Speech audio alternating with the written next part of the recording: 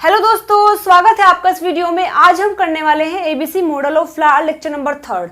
First lecture में हमने सारा डिटेल में ये पढ़ा है, सेकंड लेक्चर में हमने सारे म्यूटेशन केस पढ़े हैं और आज लेक्चर नंबर 3 में हम क्वेश्चंस प्रैक्टिस करने वाले हैं जो कि इस टॉपिक से आए हुए हैं। तो चलिए वीडियो शुरू करते हैं। यहाँ पर मैंने कुछ मेन पॉइंट्स हाईलाइट किए हैं जो कि क्वेश्चन सोल्व करने में हमारी हेल्प करेंगे। देखिए, फर्स्ट में बताया है कि जो एबीसी मॉडल ऑफ फ्लावर है उसमें कौन सी क्लासेस होती हैं और कौन से जीन होते हैं और कौन से पार्ट के लिए रिस्पॉन्सिबल होते हैं। और यहाँ पर सारे म्यूटेशन केस लिखे हुए हैं कि अगर क्लास ए में म्यूटेशन होता है तो हमें कैसा फिनोटाइप मिलने वाला है, अगर बी में होता है तो कैसा फिनोटाइप मिलने वाला है और अगर सी में होता है तो हमें कैसा फिनोटाइप फ्लावर के अंदर मिलने वाला है। ये सारे म्यूटेशन केस हैं। और अगर म्यूटेशन ना हो, नॉर्मल जो फ्लावर होता है उसमें ये सब होता है कि पहले सेपल होगा, फिर पेटल होते हैं, फिर स्टेमन, फिर कार्पल। अगर इन चारों से अलग कुछ स्ट्रक्चर हमें मिलती है उसका मतलब है कि उस फ्लावर में म्यूटेशन हुआ है। तो चलिए, अगर ये सब आपको क्लियर है तो अब हम क्वेश्चंस प्रैक्टिस करते हैं। देखिए, फर्स्ट क्वेश्चन जो है आपकी स्क्रीन पर विजिबल है, आप देख सकते हैं। मैं रीड कर देती हूँ। देखिए, क्वेश्चन में पूछा हुआ है which of the floral whorl is affected in agamous mutant. इस क्वेश्चन में पूछा हुआ है कि अगर एगेमस को हम म्यूटेट कर देते हैं तो फ्लावर का कौन सा पार्ट अफेक्ट होने वाला है। तो यहाँ पर आप थर्ड केस देखिए दोस्तों कि अगर आप एगेमस को म्यूटेट कर देते हैं तो आपको सेपल मिलने वाला है, फिर पेटल और फिर सेपल। यानी कि यहाँ पर सेपल बिल्कुल ठीक है, पेटल्स भी बिल्कुल ठीक है, अफेक्टेड जो हुआ है वो है हमारा स्टेमन और कार्पल। तो इस फर्स्ट क्वेश्चन में ये पूछा हुआ है कि अगर आप एगेमस को म्यूटेट कर देते हैं तो फ्लावर का कौन सा पार्ट अफेक्टेड होगा। तो यहां पर हमारा आंसर हो जाएगा स्टेमन एंड कार्पल। तो जो ऑप्शन नंबर 3 है that is stamen and carpel is the right answer for this question. चलिए नेक्स्ट क्वेश्चन पर मूव करते हैं। नेक्स्ट क्वेश्चन गिवन है which of the floral whorl is affected in apetala 3 and pistillata mutant. इस question में पूछा हुआ है कि अगर आप जो पिस्टिलेटा 3 है और जो एपिटेला 3 है और पिस्टिलेटा है यानी कि पीआई है, अगर उसको म्यूटेट कर देते हैं तो फ्लावर का कौन सा पार्ट अफेक्टेड होने वाला है। तो यहाँ पर आप देख सकते हैं जो एपिटेला 3 है और पिस्टिलेटा है वो क्लास बी के अंदर आता है, क्लास बी के अंदर आता है। और अगर आप उसको म्यूटेट कर देते हैं तो हमें कुछ ऐसा फिनोटाइप देखने को मिलता है, यानी कि सेपल कार्पल। तो आप यहाँ पर देख सकते हैं सेपल्स बिल्कुल ठीक है, अपनी पोजीशन पर है, कार्पल भी बिल्कुल ठीक है, अपनी पोजीशन पर है। जो अफेक्टेड पोर्शन है वो है पेटल्स एंड स्टेमन। तो इसका आंसर हो जाएगा, आप देखिए सर्च कीजिए, पेटल और स्टेमन कौन से आंसर में है, बी में है। तो इस क्वेश्चन का आंसर बी हो जाएगा, यानी कि पेटल एंड स्टेमन।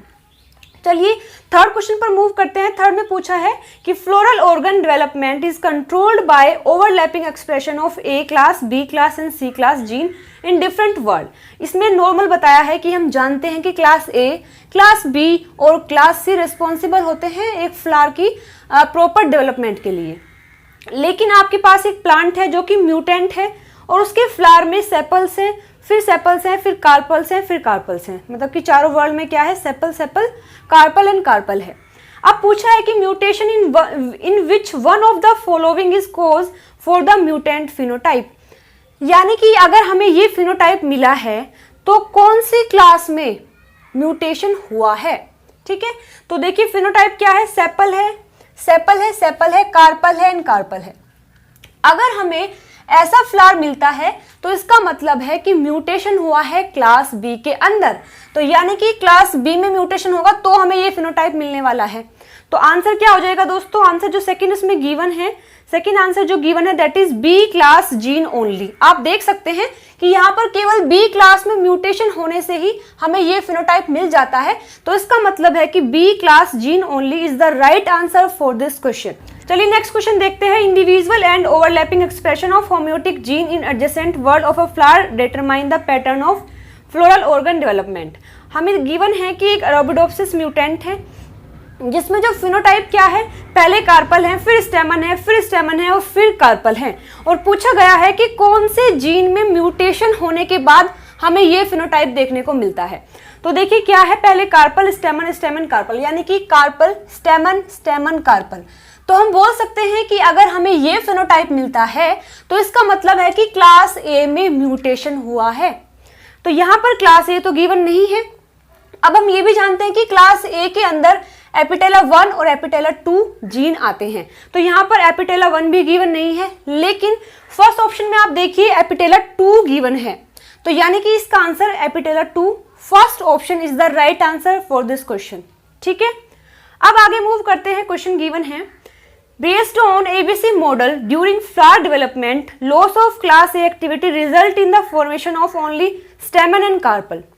इसमें कहा है कि अगर क्लास ए में म्यूटेशन हो जाता है तो फ्लावर के अंदर हमें क्या देखने को मिलता है, स्टेमन और कार्पल ही देखने को मिलते हैं। एक बार वेरीफाई कर लेते हैं। देखिए, अगर क्लास ए में म्यूटेशन होता है तो हमें केवल कार्पल, स्टेमन, स्टेमन, कार्पल ही मिलते हैं। बिल्कुल सही लिखा है।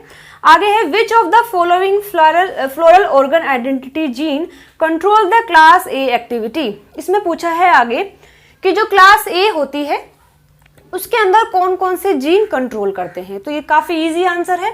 एपिटेला 1 जो 1 और 2 होता है वो क्लास ए के अंदर आते हैं। तो इसका आंसर हो जाएगा दोस्तों first, that is apetala 1 and apetala 2। So the first option is the correct answer for this question. Next देखिए, क्वेश्चन गिवन है, according to the ABC model of floral development in Arabidopsis as shown below, several gene transcription factor that is AP1, AP2, AP3, AG and are involved. यहाँ पर ये structure given है जो कि normal structure होता है।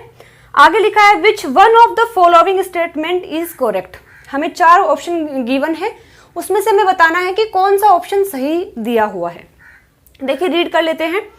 First में लिखा है एपिटेला 2 यानी कि AP2 transcript express during sepal and petal development.